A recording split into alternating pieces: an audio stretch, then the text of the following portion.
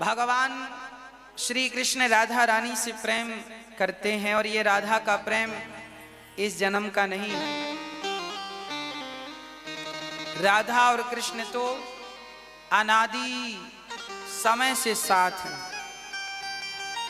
और ये सुंदर सी बाल लीला केवल आनंदित करने के लिए है हमें। बस एक बार भगवान ने मिट्टी खाई, सखियां बोली मैया तेरे लाला ने माटी खाए ली। मैया बोली चौरे लाला तेने माटी खाई? कन्हैया बोले ना मैया मैंने तो माटी ना खाई। मुंह खोल। मुंह खोला तो इतने से मुख में पूरा ब्रह्मांड नजर आया। ये लीला क्यों? इसलिए कि किसी को भगवान पर संदेह ना हो, भगवान की भगवत्ता पर किसी को संदेह ना हो कि ये कैसा भगवान की मक्खन चुराता है। अरे यदि ये मक्खन चुराने की ताकत रखता है तो ये अपने छोटे से मुख में ब्रह्मांड दिखाने की भी ताकत रखता है। ये परमात्मा है, संदेह ना कर लेना। इसलिए भगवान को मुंह खोल के दिखाना पड़ा। हाँ?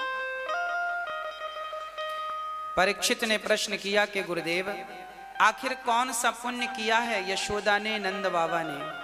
तब कहा कि देखो जिस परमात्मा की एक झलक कोई देख नहीं पाता, आज वो भगवान मां यशोदा की गोद में बैठकर दूध पी रहा। एकदा गृहदासीसु यशोदानंद गेहिनी कर्मांतर नियुक्तासु निर्ममंथ स्वयं दधी।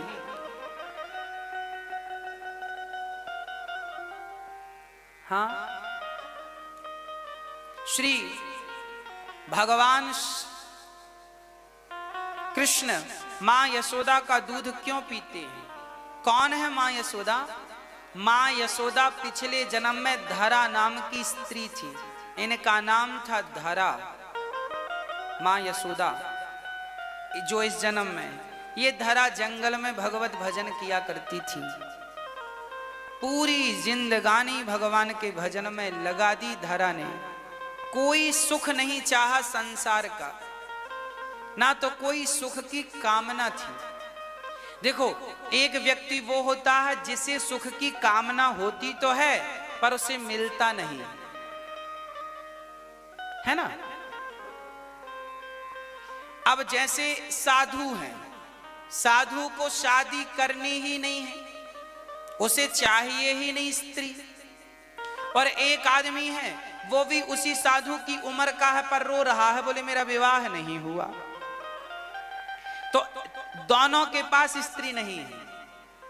40 साल का साधु है और 40 साल का एक व्यक्ति है, पर साधु को चाहिए ही नहीं और उसे चाहिए तो पर मिलती ही नहीं। मतलब उसके भीतर इच्छाएं हैं, चाहत है पर मिल नहीं रहा, और साधु के अंदर चाहत है ही नहीं। तो आपके जीवन में जिस चीज का अभाव है उस जगह भगवान का भाव रखिए, और जो नहीं मिला उस पर जरूर आपकी भलाई थी, इसलिए विधाता ने नहीं दिया। भगवान का भजन करो, मन भोगों में ना लगाओ। एक बार नारद जी का भी मन हुआ था हम भी शादी कर लें। पसंद भी आई थी एक लड़की, नाम था विश्व मोहिनी। करने गए थे शादी, पर भगवान, देखो नारद जी को लग रहा था शादी हो जाए, हमारे भी बच्चे बच्चे हो, हम भी थोड़ा आनंद करें। पर भगवान को पता था कि इस शादी में इनका नुकसान होगा, तो भगवान ने होने ही नहीं दी। बंदर का मुंह बना के भेज दिया नारद जी को। इसका अर्थ यह है कि आपको नारद जी को पत्नी नहीं मिली, इसमें नारद जी की भलाई छिपी थी कि नहीं? वो भजन करते हैं आनंद से और कहां शादी में उलझ रहे हैं, कहां ये जंजाल में पड़ रहे हैं। तो नारद जी को बाद में पता भी चला कि मैं गलत चला गया, मेरा माइंड खराब हो गया था, बुद्धि, पर भगवान ने बचाया। याद रखना जीवन में जो ना मिले समझना कि भगवान की बहुत बड़ी कृपा है आप पर, कि ईश्वर आपको बहुत बड़ी चीज से बचा लिए। कई लोग रोते हैं नहीं मिला नहीं मिला। बेट पत्नी नहीं है तो लोग रोते, अरे काहे को रोते हो, भगवान में मन लगाओ। साधु संतों के भी तो पत्नियां नहीं है, वो तो मस्त भगवान का भजन कर रहे, तुम भी बन जाओ साधु। किसी के बेटा नहीं है तो रो रहा, काहे रो रहे हो भैया, बड़े प्रेम से भगवान में मन लगाओ। नहीं है तो अच्छा ही है, चिक चिक नहीं है, झंझट नहीं है। जिनके है उनसे पूछो, बेचारी परेशान है। इसलिए जीवन में जो मिल जाए तो भगवान का प्रसाद समझ के रखो, और जो ना मिले उसके लिए रोने से अच्छा है। मीराबाई भी भगवान के लिए, मीराबाई बेटे के लिए, पति, मीरा का पति मरा तो मीरा रोई नहीं, मीरा के बेटा नहीं हुआ तो मीरा रोई नहीं, क्योंकि मीरा तो ऑलरेडी भगवान के लिए रो रही थी। और किस किस के लिए रोएगी वो, भगवान के लिए रोना ही सबसे बढ़िया है। जमाने के लिए रो तो अलग अलग चीजों के लिए रोना पड़ता है। हाँ, बुआ मरी तो उसके लिए रो, फिर मौसी मरे तो उसके लिए रो, फिर दुनिया मरे तो उसके लिए रो, सबके लिए अलग अलग रोने पड़ना पड़ता ना। और भगवान के लिए एक ही बार रो लो बस,